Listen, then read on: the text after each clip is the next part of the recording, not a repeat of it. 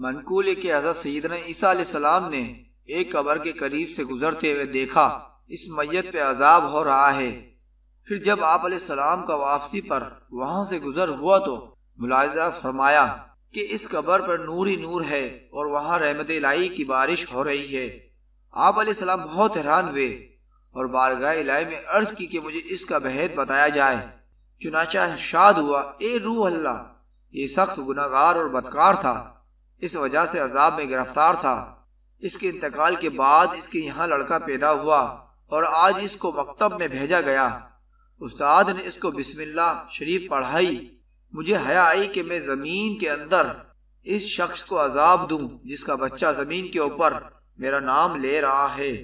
دیکھا آپ نے، جس شخص کے بچے نے صرف بسم اللہ شریف پڑھی اور اس کی برکت سے اس کی بخشش ہو گئی، تو جن خوش نصیب والدین کے بچوں نے پورے کلام اللہ کی تعلیم حاصل کی اور اس کے مطابق عمل کیا تو ان کی شان کس قدر بلند ہوگی۔ ایسے خوش نصیب والدین کو یقیناً کل بروز قیامت ایسا تاج پہنایا جائے گا جس کی چمک سورج سے بھی زیادہ ہوگی۔ چنانچہ حضرت سیدنا معاذ جہنی رضی اللہ تعالیٰ عنہ سے مروی کہ سرکار مدینہ راحت قلب و سینہ صلی اللہ علیہ وسلم نے ارشاد فرمایا، جس نے قرآن پڑھا اور جو کچھ اس میں ہے اس پر عمل کیا، اس کے والدین کو قیامت کے دن ایسا تاج پہنایا جائے گا جس کی روشنی اس سورج سے بھی اچھی ہوگی جو دنیا میں تمہارے گھروں کے اندر چمکتا ہے۔ تو خود اس عمل کرنے والے کے متعلق تمہارا کیا گمان ہے؟ والدین کو چاہیے کہ اپنے بچوں کو قرآن پاک کی تعلیم سے آراستہ و پیراستہ فرمائیں، اس میں ان کا اپنا فائدہ ہے۔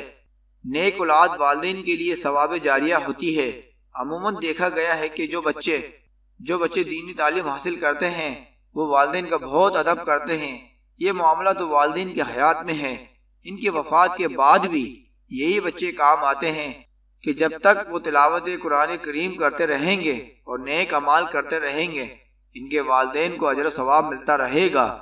اس کو اس مثال سے سمجھیے کہ اگر کسی شخص کے 2 بچے ہوں، ایک بچے کو اس نے فقط دنیاوی تعلیم دلا کر ڈاکٹر کی ڈگری دلائی، دوسرے کو پہلے حافظ قرآن بنایا پھر دوسری تعلیم دلائی، والدین کے انتقال کے بعد احصال ثواب کے لحاظ سے کون ماں باپ کے لیے فائدہ مند ہوگا؟ کیا ڈاکٹر کی ڈگری مفید ہوگی یا حفظ قرآن کریم؟ عقل مند کے لیے اشارہ کافی ہے۔